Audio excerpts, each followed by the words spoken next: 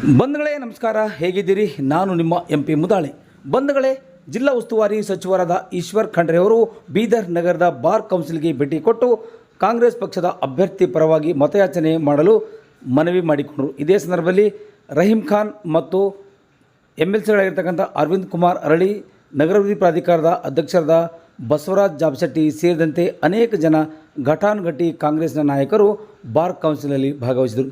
ಇದೇ ಸಂದರ್ಭದಲ್ಲಿ ಸಾಗರ್ ಖಂಡ್ರೆ ಪರವಾಗಿ ಮತಯಾಚನೆ ಮಾಡಲು ಮನವಿ ಮಾಡಿಕೊಂಡಿದ್ದಾರೆ ಜಿಲ್ಲಾ ಉಸ್ತುವಾರಿ ಸಚಿವ ಈಶ್ವರ್ ಖಂಡ್ರೆ. ಬನ್ನಿ ನೋಡ್ಕೊಂಡು ಬರೋಣ. ಕೇಂದ್ರದ ಮಂತ್ರಿ ಆದಂತ ಭಗವಂತ ಕುಮಾರ್ ಅವರು ಇದ್ದಾರೆ. ಈಗ ತಾವೆಲ್ಲ ಆಲೋಚನೆ ಮಾಡಬೇಕಾಗಿದೆ, ಯಾರಿಗೆ ಮತ ಕೊಡಬೇಕು, ಯಾರಿಗೆ ಕೊಟ್ಟರೆ ಬೀದರ್ ಜಿಲ್ಲೆ ಅಭಿವೃದ್ಧಿ ಆಗ್ತದೆ. ಇವತ್ತು ಆತ್ಮೀಯ ಬಂಧುಗಳೇ, ಸಾಗರ್ ಈಗಾಗಲೇ ಮಾತನಾಡಿದ್ದಾರೆ. ಒಬ್ಬ ನವ ಯುವಕ, 26 ವರ್ಷದ ಯುವಕ, ಒಬ್ಬ ಕಾನೂನಿನ ಪದವೀಧರ. ಹೀಗಾಗಿ ಇವತ್ತು ನಿಮ್ಮ ಸೇವೆ ಮಾಡಬೇಕು ಅನ್ನುವಂತ ಒಂದು ಸಂಕಲ್ಪ ಇದೆ. ಈಗಾಗಲೇ ಮಾತನಾಡಿದ್ದಾರೆ ವಕೀಲರ ಬಗ್ಗೆ. ವಕೀಲ ವೃತ್ತಿ ಅತ್ಯಂತ ಇವತ್ತು ಶ್ರೇಷ್ಠವಾದಂತಹ ಒಂದು ವೃತ್ತಿ ಅಂತ ಹೇಳ್ಬೋದು. ನಾನು ಹೆಮ್ಮೆಯಿಂದ ಹೇಳ್ತೀನಿ, ನಾನೊಬ್ಬ ವಕೀಲರ ಮಗನೇ ಅನ್ನುವಂತ ಮಾತನ್ನು ಬಹಳ ಹೆಮ್ಮೆಯಿಂದ ಹೇಳ್ತೀನಿ. ಯಾಕೆಂದ್ರೆ ನಮ್ಮ ತಂದೆಯವರಿಗೆ ನೋಡಿದ್ದೇನೆ, ನಾನು ಅವರ ರಾಜಕೀಯ ನೋಡಿದ್ದೇನೆ. 4 ಸಲ ಅವರು MLA ಆಗಿದ್ದಾರೆ, ಮಂತ್ರಿ ಆಗಿದ್ದಾರೆ. 2 ಸಲ ಅವರು ವಿಧಾನ ಪರಿಷತ್ತಿನ ಸದಸ್ಯರಾಗಿದ್ದಾರೆ. ಅನೇಕ ಹುದ್ದೆಗಳನ್ನು ಅಲಂಕರಿಸಿದ್ದಾರೆ, ಸೇವೆ ಮಾಡಿದ್ದಾರೆ. ರಾಜ್ಯಕ್ಕೆ, ರಾಷ್ಟ್ರಕ್ಕೆ, ಸ್ವಾತಂತ್ರ್ಯಕ್ಕಾಗಿ, ಏಕೀಕರಣಕ್ಕಾಗಿ, ಬೀದರ್ ಜಿಲ್ಲೆಯ ಅಭಿವೃದ್ಧಿಗಾಗಿ, ಅನ್ಯಾಯದ ವಿರುದ್ಧ ಹೋರಾಟ ಮಾಡಿದ್ದಾರೆ, ಸಮಾಜಕ್ಕಾಗಿ ದುಡಿದಿದ್ದಾರೆ. ಆದರೆ ಇವತ್ತು ಅವ್ರಿಗೆ ಏನಂತ ಕರಿತೀರು? ಅವ್ರಿಗೆ ನಾನು ಚಿಕ್ಕವನಿದ್ದಾಗಿನಿಂದ ನೋಡ್ತಾ ಇರ್ತೇನೆ, ವಕೀಲ್ ಸಾಬ್ ಅಂತಾರೆ. ಅವ್ರಿಗೆ ಯಾರು MLA ಸಾಬ್ ಅಂತಿಲ್ಲ. ನೀವು ನೋಡಿದೆ, ನಿಮ್ಗೆಲ್ಲ ಗೊತ್ತಿದೆ ಹಿರಿಯರಿದ್ದವ್ರಿಗೆ. ಅವ್ರಿಗೆ ಎಲ್ಲರೂ ಕರೆಯದೆ ವಕೀಲ್ ಸಾಬ್ ಅಂತ. ಅವ್ರಿಗೆ ಯಾರೋ ಒಬ್ರು ಕೇಳ್ತಾರೆ, ನೀವು ಯಾಕೆ ವಕೀಲ ವೃತ್ತಿ ಮಾಡಿದ್ರಿ ಅಂದ್ರೆ ಅವ್ರು ಹೇಳ್ತಾರೆ, ನಮ್ಮ ತಾಯಿಯವ್ರ ಇಚ್ಛೆ ಇತ್ತು ನಾನು ವಕೀಲ ಆಗ್ಬೇಕು ಅಂತ ಹೇಳಿ. ಅಂದಿನ ದಿನಮಾನಗಳಲ್ಲಿ ಶಾಲಾ ಕಾಲೇಜುಗಳು ಇತ್ತಿಲ್ಲ. ಸ್ವಾತಂತ್ರ್ಯ ಪೂರ್ವದಲ್ಲಿ ಮುನ್ಸಿಫ್ ಫಾಸಿಲ್ ಮಾಡಿ ಹೈದರಾಬಾದ್ ಅಲ್ಲಿ ಹೋಗಿ ಅಲ್ಲಿ ರ್ಯಾಂಕ್ ಪಡೆದು ಇವತ್ತು ವಕೀಲ ವೃತ್ತಿ ಮಾಡಿದಂತವ್ರು ಕೆಲವು ವಕೀಲರಲ್ಲಿ ನಮ್ಮ ತಂದೆಯವರಾದ ಪೂಜ್ಯ ಭೀಮಣ್ಣ ಖಂಡ್ರೆ ಅವರು ಅಂತ ಬಹಳ ಹೆಮ್ಮೆಯಿಂದ ಹೇಳಿಕೆ ಬಯಸ್ತಾರೆ. ನೋಡಿ, ನಮ್ಮ ಪರಿವಾರದಲ್ಲಿ ನಮ್ಮ ಭಾವನವರಾದಂತ ಇವತ್ತು ಶಶಿಧರ್ ಮಜ್ಗೆ ಅವರು ವಕೀಲರಾಗಿ, ನ್ಯಾಯಾಧೀಶರಾಗಿ, ಇವತ್ತು ಹೈಕೋರ್ಟ್ ಉಚ್ಚ ನ್ಯಾಯಾಲಯದ ನ್ಯಾಯಾಧೀಶರಾಗಿ, ಉಪಲೋಕಾಯುಕ್ತರಾಗಿ ಅನೇಕ ಹುದ್ದೆಯಲ್ಲಿ ಬಹಳ ಅತ್ಯಂತ ಪ್ರಾಮಾಣಿಕತೆಯನ್ನ, ಸರ್ವ ಸಜ್ಜನ ವ್ಯಕ್ತಿ, ನಿಮ್ಮೆಲ್ಲರಿಗೆ ಆದರ್ಶ ಮಾದರಿಯಾಗಿ ಎಲ್ಲೋ ನಿಮ್ಮ ಕೀರ್ತಿ ಬೀದರ್ ಹೆಚ್ಚಿಗೆ ಆಗ್ಬೇಕು. ಆ ರೀತಿಯಲ್ಲಿ ಯಾವುದೇ ಕಪ್ಪು ಚಿಕ್ಕೆ ಇಲ್ಲದೆ ಅವರು ಸೇವೆ ಮಾಡಿದ್ದು ಇಲ್ಲಿರುವಂತ ಅನೇಕ ಜನ ಹಿರಿಯ ವಕೀಲರಿಗೆ ನಿಮಗೆ ಇದ್ರ ಬಗ್ಗೆ ಮಾಹಿತಿ. ಹೀಗಾಗಿ ನನ್ನ ಮಗನು ಯಾವಾಗ ನಾನು ಇವತ್ತು ಲಾ ಮಾಡ್ತೀನಿ ಅಂತ ನನಗೆ ಹೇಳ್ದ, ಖುಷಿಯಿಂದ ಮಾಡಪ್ಪ ನೀ ಲಾ ಅಂತ ಹೇಳ್ಬಿಟ್ಟೆ. ಕ್ರೈಸ್ಟ್ ಅಲ್ಲಿ BBA LLB ಮಾಡಿ ಇವತ್ತಿಲ್ಲಿ ಏನೋ ಸೇವೆ ಮಾಡಬೇಕು ಅಂತ ಹೇಳಿ ಕೊರೋನಾ ಬಂದಾಗ ನಾನು ಅಡ್ಮಿಟ್ ಆಗಿದ್ದೆ. ಅದು ಮೇಲೆ ಆಸ್ಪತ್ರೆಯಲ್ಲಿ ಬೆಂಗಳೂರಲ್ಲಿ ಜನ ಕಷ್ಟದಲ್ಲಿತ್ತು, ಬಹಳ ಆತಂಕ ಇತ್ತು, ಬಹಳ ಜನ ತತ್ತರಿಸಿ ಹೋಗಿದ್ರು. ಏಕೆಂದ್ರೆ ಆ ವ್ಯವಸ್ಥೆ ನೋಡಿ, ಅವತ್ತು ಇಂಜೆಕ್ಷನ್ ರೆಮ್ಡೆಸಿವಿರ್ ಸಿಗ್ತಾ ಇದ್ದಿಲ್ಲ. ಅಂದಿನ ಏನು ದುರಾಡಳಿತ ನಡೀತಾ ಇತ್ತು, ಆಡಳಿತ ಯಂತ್ರನೇ ಯಾರಿತ್ತು ಹತೋಟಿಯಲ್ಲಿ ಇರಲಿಲ್ಲ. 2,000 ಇಂಜೆಕ್ಷನ್ಗೆ 30,000, 40,000 ಇವತ್ತು ಕಾಳಸಂತೆಯಲ್ಲಿ ಮಾರಾಟ ಆಗ್ತಾ ಇತ್ತು. ಆಕ್ಸಿಜನ್ ಇಲ್ಲದೆ ಜನ ಹಾದಿಯಲ್ಲಿ ಬೀದಿಯಲ್ಲಿ ಸಾಯ್ತಾ ಇತ್ತು, ನಾವು ನೋಡಿದ್ದೇವೆ. ನಾನು ಅಂತ ಸಮಯದಲ್ಲಿ ಹಾಲಿ ಇರುವಂತಹ ಸಂಸದರು ನಾನು ಮೌನಾಚರಣೆ ಮಾಡ್ತೀನಿ ಅಂತ ಹೇಳಿ ಮೌನ ವೃತ್ತ ಆಚರಣೆ ಮಾಡಿದ್ದೆ. ಏನು ಮಾಡಲಿಲ್ಲ. ನಾನು ಶಾಸಕನಾಗಿದ್ದೆ. ರಾತ್ರಿ ಎಲ್ಲ ನಿದ್ರೆಗೆದ್ದು ಆಕ್ಸಿಜನ್ ಕಳಿಸುವಂಥದ್ದು, ರೆಮ್ಡೆಸಿವಿರ್ ಕಳಿಸುವಂಥದ್ದು, ಸಾಗರ್ಗೆ, ಬೀದರ್ಗೆ ಕಳಿಸಿ ಅನೇಕ ಜನ ಜೀವ ಉಳಿಸುವಂತ ರೀತಿಯಲ್ಲಿ ಸಾಕಷ್ಟು ಶ್ರಮ ಪಟ್ಟಿದ್ದೆ. ಏನು ಸತ್ಯ ಇದೆ ಅಂತ ಹೇಳ್ತಾರೆ. ಈಗ ಆ ಸಂದರ್ಭದಲ್ಲಿ ಬಂದ ಮೇಲೆ ಏನೋ ಒಂದು ನಾನು ಬೆಂಗಳೂರಿಗೆ, ವಿದೇಶಕ್ಕೆ ಎಲ್ಲ ಬಿಟ್ಟು ಇಲ್ಲೇ ಸೇವೆ ಮಾಡಬೇಕು, ಜನರ ಕಷ್ಟ, ಸುಖ, ದುಃಖ ಎಲ್ಲ ನೋಡಿ ಶಾಂತದ ಶಿಕ್ಷಣ ಸಂಸ್ಥೆಯ ಕಾರ್ಯದರ್ಶಿಯಾಗಿ ಶೈಕ್ಷಣಿಕ ಕ್ಷೇತ್ರದಲ್ಲಿ ಪ್ರಗತಿ ತರಬೇಕು ಅಂತ ಹೇಳಿ ಬಂದ ಮೇಲೆ ನಮ್ಮ ಪಕ್ಷ ಸಾಗರನನ್ನು ಗುರುತಿಸಿ ಒಬ್ಬ ಯುವ ಶಕ್ತಿ ಅಂದ್ರೆ ಅಣುಶಕ್ತಿ ಇದ್ದಾಗೆ. ನೋಡಿ, ಯುವಕರಲ್ಲಿ ಒಂದು ದೂರದರ್ಶಿತ್ವ ಇರ್ತದೆ, ಒಂದು ವಿಷನ್ ಇರುತ್ತೆ, ಒಂದು ಇವತ್ತೇನು ಆಧುನಿಕ ಯುಗದಲ್ಲಿ ಏನೇನ್ ಬೇಕಾಗಿದೆ ಅನ್ನುವಂತ ಉತ್ಸಾಹ ಇರುತ್ತೆ, ಆ ಒಂದು ಹುಮ್ಮಸ್ಸಿರುತ್ತೆ. ಅದೇ ಉತ್ಸಾಹ, ಅದೇ ಹುಮ್ಮಸ್ಸು ನನಗೆ ಮಾಡಿದ್ರೆ ಬರೋದಿಲ್ಲ. ಈಗ ಇನ್ನು ಮುಂಬರುವಂತ ಯುವಕರಿಗೆ ಬರುತ್ತೆ. ಬಹಳ ಜನ ಮಾತಾಡ್ತಾರೆ, ಇನ್ನೂ ಸಣ್ಣವನಿದ್ದಾನೆ ಆದ್ರೆ ಸಮರ್ಥ ಇದ್ದಾನೆ ಅನ್ನುವಂತ ಮಾತನ್ನು ಹೇಳಿಕೆ ಮಾಡಿದ್ದಾರೆ. ಅನೇಕ ಸಲ ಹೇಳಿದ್ದಾರೆ ಅವರು, ಏನಪ್ಪ ನನ್ನ ಜೊತೆಯಲ್ಲಿ ರಾಜ್ಯ ಮಟ್ಟದ, ರಾಷ್ಟ್ರ ಮಟ್ಟದ, ಅಂತಾರಾಷ್ಟ್ರೀಯ ಮಟ್ಟದ ಏನು ವಿಷಯಗಳಿದ್ದಾವೆ ಅದ್ರ ಬಗ್ಗೆ ವೇದಿಕೆ ಮೇಲೆ ಡಿಬೇಟ್ ಮಾಡ್ಲಿಕ್ಕೆ ತಯಾರಿದ್ರೆ ಎದುರಾಳಿ ತಯಾರಾಗ್ಲಿ, ನಾನು ಬರ್ಲಿಕ್ಕೆ ತಯಾರಿದ್ದೀನಿ ಅನ್ನುವಂತ ಮಾತನ್ನು. ಹೀಗಾಗಿ ಆತ್ಮೀಯ ಬಂಧುಗಳೇ, ಇವತ್ತು ನೋಡಿ ಪ್ರಜಾಪ್ರಭುತ್ವದ ಆಧಾರ ಸ್ತಂಭ ಏನು? ಆಧಾರ ಸ್ತಂಭ ಅಂದ್ರೆ ಇವತ್ತು ಯಾವ ರೀತಿಯಲ್ಲಿ ಶಾಸಕಾಂಗ, ಕಾರ್ಯಾಂಗ, ನ್ಯಾಯಾಂಗ. ನಾವು ಅಸೆಂಬ್ಲಿಯಲ್ಲಿ ಕಾಯ್ದೆ ಮಾಡ್ತೀವಿ ಸಂವಿಧಾನಬದ್ಧವಾಗಿ, ಲೋಕಸಭೆಯಲ್ಲಿ ಕಾಯ್ದೆಗಳಾಗ್ತವೆ, ನಿಯಮಗಳಾಗ್ತವೆ, ಕಾರ್ಯಕ್ರಮ ರೂಪಿಸ್ತೀವಿ. ಅವೆಲ್ಲಾ ಕಾರ್ಯಕ್ರಮಗಳ ಅನುಷ್ಠಾನ ಮಾಡುವಂತ ಜವಾಬ್ದಾರಿ ಇವತ್ತು ಕಾರ್ಯಾಂಗದಿರುತ್ತೆ, ಎಕ್ಸಿಕ್ಯೂಟಿವ್ ಇರುತ್ತೆ. ಅವರ ಅನುಷ್ಠಾನ ಮಾಡುವಂಥದ್ದು ನಾವು ಮಾಡಿದಂತ ಕಾಯ್ದೆ ಏನಿದೆ, ನಾವು ಮಾಡಿದಂತ ಕಾನೂನು ಏನಿದೆ, ನಾವು ಮಾಡಿದಂತ ನಿಯಮಾವಳಿಗಳು ಏನು ರೂಪಿಸಿದ್ದೇವೆ ಅದು ಸಂವಿಧಾನಬದ್ಧವಾಗಿ ಇದೆಯಾ ಇಲ್ಲ ಅಂತ ಹೇಳಿ ನೋಡುವಂತ ಜವಾಬ್ದಾರಿ ನ್ಯಾಯಾಂಗ. ಹೀಗಾಗಿ 3-4 ಅಂಗಗಳೇನಿದಾವಲ್ಲ, ಶಾಸಕಾಂಗ, ಕಾರ್ಯಾಂಗ, ನ್ಯಾಯಾಂಗ, ಮಾಧ್ಯಮ, ಎಲ್ಲರ ಜವಾಬ್ದಾರಿ ಪ್ರಜಾಪ್ರಭುತ್ವ ಯಶಸ್ವಿಯಾಗಿ ಮಾಡಬೇಕು ಅಂತ ಹೇಳಿ ಈಗ ನಾವು ನೋಡ್ತಾ ಇದ್ವಿ. ಆ ಒಂದು ರೀತಿಯಲ್ಲಿ ಆತಂಕ, ಒಂದು ರೀತಿಯಲ್ಲಿ ಇವತ್ತು ಅರಾಜಕತೆ ನೋಡಿದ್ವಿ. ಇವತ್ತು ಯಾರು ಜನಪ್ರತಿನಿಧಿ ಆದಂತ ಮುಖ್ಯಮಂತ್ರಿಯವರು ಇರ್ತಾರೆ, ಚಾರ್ಜ್ ಶೀಟ್ ಹಾಕ್ಲಿ, ಆರೋಪ ಇದ್ರೆ ಇವತ್ತು ದೂರು ಕೊಡ್ಲಿ, ತನಿಖೆ ಆಗ್ಲಿ, ಅದನ್ನ ನಿಷ್ಪಕ್ಷಪಾತವಾಗಿ ಆಗ್ಬೇಕಲ್ಲ. ಜನಪ್ರತಿನಿಧಿ ಆದವರಿಗೆ ಹೋಗಿ ಏಕಾಏಕಿ ಹೋಗಿ ಬಂಧನ ಮಾಡುವಂಥದ್ದು, ಅಥವಾ ಇವತ್ತು ಅಭಿವ್ಯಕ್ತಿ ಸ್ವಾತಂತ್ರ್ಯ ಇದೆ. ಸರ್ಕಾರದ ವಿರುದ್ಧ ನಾನು ಮಂತ್ರಿ ಇದ್ದೇನೆ, ನನ್ನ ವಿರುದ್ಧ ಟೀಕೆ ಟಿಪ್ಪಣಿ ಮಾಡ್ಲಿಕ್ಕೆ ನಿಮ್ಗೆ ಅಧಿಕಾರ ಇದೆ. ಯಾರೋ ಟೀಕೆ ಮಾಡ್ತಾರೆ, ಟಿಪ್ಪಣಿ ಮಾಡ್ತಾರೆ ಅಂತ ಹೇಳಿ ನಾವು ದೇಶದ್ರೋಹದ ಕೇಸ್ ಹಾಕಿ, ಮತ್ತೊಂದು ಹಾಕಿ ಇವತ್ತು ಬಂಧನ ಮಾಡಿದ್ರೆ ನೀವೇ ಹೋರಾಟ ಮಾಡ್ತೀರಿ ಅಲ್ವಾ? ಮುಖ್ಯಮಂತ್ರಿಗೆ ಹೋಗಿ ಜೈಲಲ್ಲಿ ಹಾಕುವಂಥದ್ದು ಯಾವ್ದಾದ್ರು ಸಿದ್ಧ ಆಗ್ಬೇಕಲ್ಲ. ಸಿದ್ಧ ಆಗದ ರೀತಿಯಲ್ಲಿ ನಡೀತಾ ಇರ್ತಕ್ಕಂಥದ್ದು ಇದು ಪ್ರಜಾಪ್ರಭುತ್ವಕ್ಕೆ ಮಾರ್ಗವಾದಂಥದ್ದು. ನ್ಯಾಯವಾದಿಗಳಾದ ನೀವೆಲ್ಲ ಅರ್ಥ ಮಾಡ್ಕೊಳ್ತೀರಿ ಅಂತ ನಾನು ತಿಳ್ಕೊಂಡಿದ್ದೇನೆ. ಅದು ಏನೇ ಇದ್ರು ಬೀದರ್ ಜಿಲ್ಲೆ ಅಭಿವೃದ್ಧಿ ಆಗಬೇಕು. ಇವತ್ತು ನೀವೆಲ್ಲ ಮೊನ್ನೆ ನಡೆದಂತ ವಿಧಾನಸಭೆ ಚುನಾವಣೆಯಲ್ಲಿ ರಾಜ್ಯದ ಜನ ನಮ್ಗೆ ಆಶೀರ್ವಾದ ಮಾಡಿದ್ದಾರೆ. ನಾವು ಚುನಾವಣಾ ಪೂರ್ವದಲ್ಲಿ ಏನೇನು ಗ್ಯಾರಂಟಿ ಕೊಟ್ಟಿದ್ದೇವೆ, ನಾವು ಹೇಳಿದ್ದೇವೆ, 5 ಗ್ಯಾರಂಟಿಗಳು ಕೊಟ್ಟಿದ್ದೇವೆ. ಏನು ಇವತ್ತು ನಾವು ಬಡವರಿಗೆ ಫ್ರೀ ಆಗಿ ಕರೆಂಟ್ ಕೊಡ್ತೀವಿ ಅಂತ ಹೇಳಿದ್ದೇವೆ, ಅದು ಅನುಷ್ಠಾನ ಮಾಡಿದ್ದೇವೆ. 95% ಮನೆಗಳಿಗೆ, ಗೃಹ ಬಳಕೆದಾರರಿಗೆ ಇವತ್ತು ಯಾವುದೇ ರೀತಿಯ ವಿದ್ಯುತ್ ಬಿಲ್ ಬರ್ತಾ ಇಲ್ಲ, ಕೇಳ್ಬೋದು ನೀವೆಲ್ಲ. ಅದೇ ರೀತಿಯಲ್ಲಿ ಶಕ್ತಿ ಯೋಜನೆ ಮಾಡಿದ್ದೇವೆ, ಮಹಿಳಾ ಸಬಲೀಕರಣ.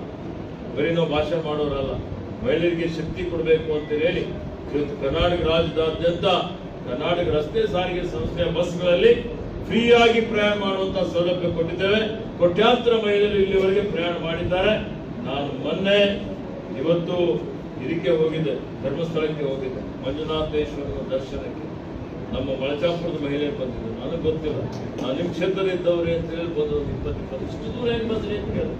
ಸರ್, ಬಸ್ ಫ್ರೀ ಮಾಡಿದಿರಿ, ನಾವೀಗ ಬಂದಿದ್ದೇವೆ, ಈಗ ಕುಕ್ಕೆ ಸುಬ್ರಹ್ಮಣ್ಯ ಹೋಗ್ತಾ ಇದ್ದೇವೆ, ನಮ್ಗೆ ದೇವರ ಆಶೀರ್ವಾದ ಪಡಿಬೇಕು ಅಂತ ಫೋಟೋದಲ್ಲಿ ಟಿವಿಯಲ್ಲಿ ನೋಡ್ತಿದ್ದೀವಿ, ಈಗ ಖುದ್ದಾಗಿ ಬಂದು ಆಶೀರ್ವಾದ ಪಡಿತಾ ಇದ್ದೀವಿ, ನಿಮ್ ಜೊತೆಲಿ ಇದ್ದೀವಿ ಅನ್ನೋಂತ ಮಾತನ್ನು ಹೇಳಿದ್ದೆ. ನಾವು ಹೇಳೋದು ನೋಡಿ, ದೇವಾಲಯದ ಆದಾಯ ದುಪ್ಪಟ್ಟಾಗ್ತದೆ, ದೇವಾಲಯಗಳೆಲ್ಲ ರೀಚ್ ಆಗ್ಬಿಟ್ಟಿಲ್ಲ. ಆ ರೀತಿಯಲ್ಲಿ ನಮ್ಮ ಜನನೇ ಈ ರೀತಿಯಲ್ಲಿ ಇವತ್ತು ಮಹಿಳೆಯರಿಗೆ ಶಕ್ತಿ ಯೋಜನೆ ಕಾರ್ಯಕ್ರಮ ಮಾಡಿದ್ದಾರೆ. ಎಲ್ಲಕ್ಕಿಂತ ಪ್ರಮುಖವಾದಂಥದ್ದು ಇವತ್ತು ಭಾಗ್ಯಲಕ್ಷ್ಮಿ ಯೋಜನೆ. ಇವತ್ತು ಯಾವ ರೀತಿಯಲ್ಲಿ ಇವತ್ತು ನಾವು ಭಾಗ್ಯಲಕ್ಷ್ಮಿ ಯೋಜನೆ ಅಡಿಯಲ್ಲಿ ಇವತ್ತೇನು ನಮ್ಮಲ್ಲಿ ಎಲ್ಲಾ ಮಹಿಳೆಯರಿಗೆ ಜಾತ್ಯತೀತವಾಗಿ ಎಲ್ಲಾ ಜಾತಿ, ಎಲ್ಲಾ ಭಾಷೆ, ಎಲ್ಲಾ ಧರ್ಮೀಯ ಜನರಿಗೆ ಪ್ರತಿಯೊಂದು ಮನೆಗೆ ಯಜಮಾನಿ ಗೃಹಲಕ್ಷ್ಮಿ, ಭಾಗ್ಯಲಕ್ಷ್ಮಿ ಅಲ್ಲ, ಗೃಹಲಕ್ಷ್ಮಿ ಯಜಮಾನಿ ಮಹಿಳೆಗೆ ಪ್ರತಿ ತಿಂಗಳು 2,000 ರೂಪಾಯಿನ ಅವ್ರ ಮನೆಯಲ್ಲಿ ಖಾತೆಯಲ್ಲಿ ಡಿಬಿಟಿ ಮುಖಾಂತರ, ನೇರ ವರ್ಗಾವಣೆ ಮುಖಾಂತರ ಅವರ ಖಾತೆಯಲ್ಲಿ ಜಮಾ ಮಾಡುವಂಥದ್ದು. ಯಾವುದೇ ರೀತಿಯ ಭ್ರಷ್ಟಾಚಾರ ಇಲ್ಲ, ಯಾರಿಗೆ ಸೋರಿಕೆ ಇಲ್ಲ. ಇವತ್ತು ಆಟೋಮೆಟಿಕ್ ಆಗಿ ಸರ್ಕಾರದಿಂದ ನಿಮ್ಮ ಖಾತೆಯಲ್ಲಿ ಜಮಾ ಮಾಡುವಂತ ಕೆಲಸ ಇವತ್ತು ನಾವು ಮಾಡಿದ್ದೇವೆ. ಎಷ್ಟು ಜನರಿಗೆ ಲಾಭ ಆಗ್ತಾ ಇದೆ? ಇಡೀ ರಾಜ್ಯದಲ್ಲಿ 1,25,00,000, 2,500 ಕೋಟಿ ರೂಪಾಯಿ ಪ್ರತಿ ತಿಂಗಳು ಅವರ ಖಾತೆಯಲ್ಲಿ ಜಮಾ ಆಗ್ತದೆ. ವರ್ಷಕ್ಕೆ 30,000 ಕೋಟಿ.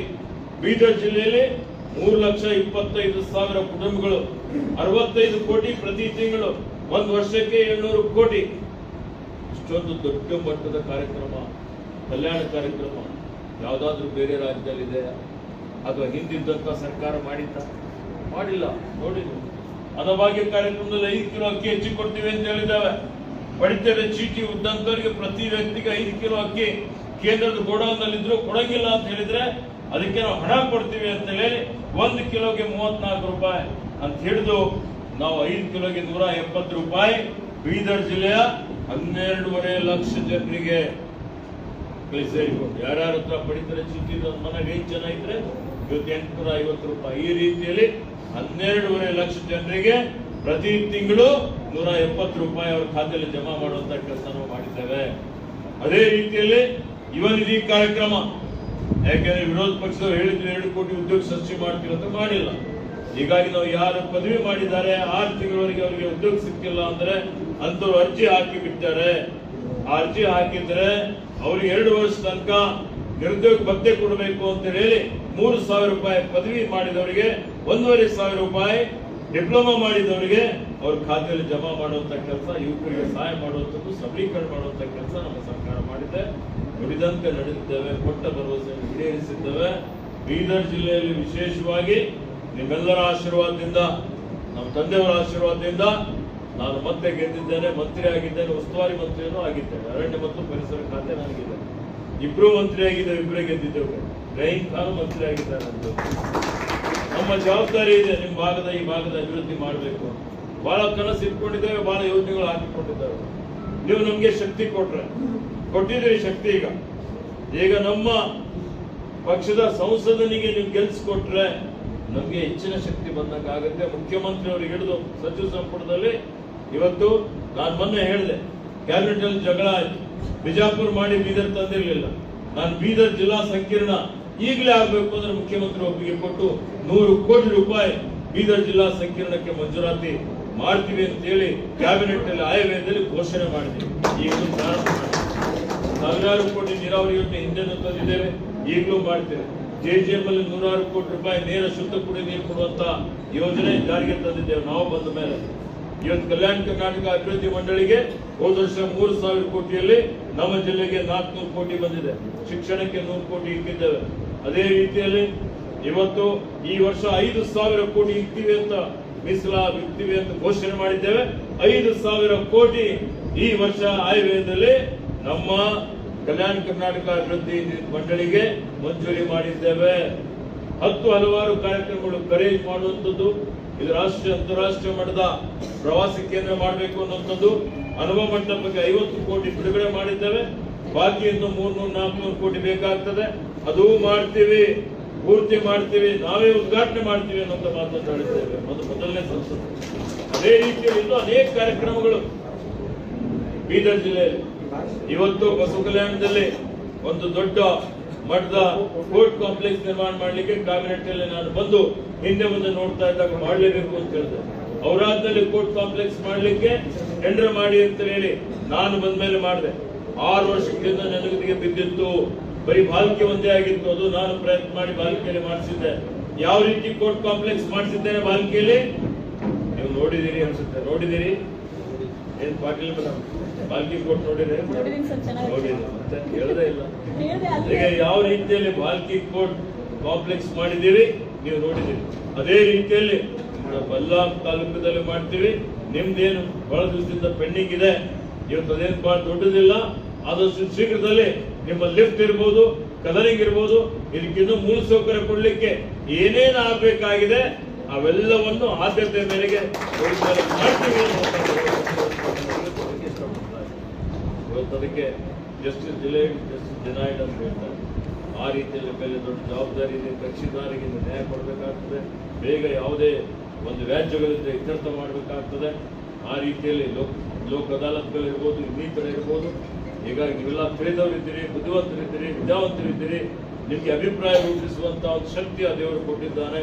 ನೀವೊಬ್ಬರೇ ಅಲ್ಲ, ನಿಮ್ಮ ಕಕ್ಷಿದಾರರು, ನಿಮ್ಮ ಸ್ನೇಹಿತರು, ನಿಮ್ಮ ಮನೆಯವರಿಗೆ ಎಲ್ಲರಿಗೆ ಹೇಳಿ ಇವತ್ತೇನು ಪರಿಸ್ಥಿತಿ ಇದೆ ಇದೆಲ್ಲವನ್ನು ನೋಡಿಕೊಂಡು ಬೀದರ್ ಜಿಲ್ಲೆಯ ಸರ್ವಾಂಗೀಣ ಅಭಿವೃದ್ಧಿಗಾಗಿ ಒಬ್ಬ ಸಮರ್ಥ, ಒಬ್ಬ ನಾಯಕ, ಒಬ್ಬ ಯುವ ನಾಯಕ ನೀವು ಕೊಟ್ರೆ he will be voice of Bidar in Delhi.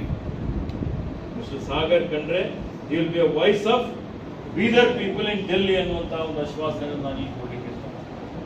ಮತ್ತೆ ಈ ಸರ್ವಿಸಸ್ ವಿಲ್ ಬಿ 24/7, 24/7 ಯಾವ ಸಮಯದಲ್ಲೂ ನೀವು ಫೋನ್ ಮಾಡಿ ನಿಮ್ಮ ಸಮಸ್ಯೆಗಳಿಗೆ ಸ್ಪಂದನೆ ಮಾಡ್ತಾರೆ ಅನ್ನುವಂಥ ಒಂದು ಭರವಸೆ ಕೊಟ್ಟು ಎಲ್ಲರೂ ಬರುವ 7ನೇ ತಾರೀಕಿಗೆ ನಿಮ್ಮ ಮತ, ನಿಮ್ಮ ಸ್ನೇಹಿತರ, ನಿಮ್ಮ ಪರಿವಾರದವರ ಎಲ್ಲರ ಮತ ತಪ್ಪದೆ, ಮತ ಬಹಳ ಅತ್ಯಂತ ಮಹತ್ವ. ಈಗ ಆಯ್ತಪ್ಪ, ಈ ಲೋಕಸಭೆಯಲ್ಲಿ ನಮ್ಗೇನು ಸಿಗದೆ ಹಾಕೋರು ಹಾಕ್ತಾರೆ ಬೇಡ. ಸಮಾಜ ಯಾವ ರೀತಿ ಬದಲಾವಣೆ ಆಗುತ್ತೆ ನೀವು ನಿರೀಕ್ಷೆ ಮಾಡ್ತಿರಲ್ಲ, ಆ ಬದಲಾವಣೆ ಮೊದಲು ನಾವು ನಮ್ಮಲ್ಲಿ ತಂದುಕೊಂಡ್ರೆ ಪರಿಸರ ಬದಲಾವಣೆ ಆಗ್ತದೆ. ಆ ರೀತಿಯಲ್ಲಿ ಬೀದರ್ ಜಿಲ್ಲೆಯ ಜನ ಈಗಾಗಲೇ ಬದಲಾವಣೆ ಬಯಸ್ತಾ ಇದೆ. ಎಲ್ಲಾ ಕಡೆ ಅದೇ ಇದೆ. ಯುವಕರಲ್ಲಿ ಉತ್ಸಾಹ ಇದೆ, ಹುಮ್ಮಸ್ಸಿದೆ. ಯುವಕರೆಲ್ಲ ಓಡೋಡಿ ಬರ್ತಾ ಇದ್ದಾರೆ, ಬದಲಾವಣೆ ತರಬೇಕು.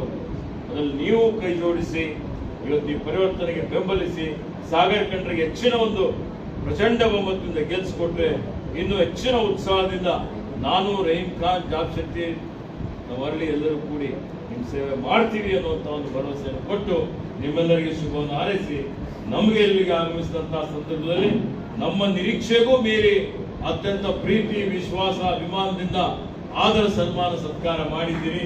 ಇದು ಏನ್ ತೋರಿಸ್ಕೊಡ್ತದೆ ಅಂತ ಹೇಳಿದ್ರೆ ನೀವು ನನಗೆ ಬೆಂಬಲ ಕೊಡ್ತೀರಿ ಅನ್ನುವಂಥದ್ದು ನನಗೆ. ಹೀಗಾಗಿ ನಿಮಗೆ ಮತ್ತೊಮ್ಮೆ ಧನ್ಯವಾದದಿಂದ ಹೇಳಿ, ಸಮಯನೂ ಆಗಿದೆ, 3-5 ನಿಮಿಷ ಆಗಿದೆ. ಅಮೃತ್ ಚಿಕ್ಕವರು ಹೇಳ್ತಾ ಇದ್ದಾರೆ, ಅದಕ್ಕೆ ಒಳ್ಳೆದಾಗ್ಲಿ ಅನ್ನುವಂಥ ಮಾತನ್ನು ಹೇಳಿ ಮಾತು ಮುಗಿಸ್ತೇನೆ. ಜೈ ಜೈ ಕನ್ನಡ. ಧನ್ಯವಾದಗಳು ಸರ್.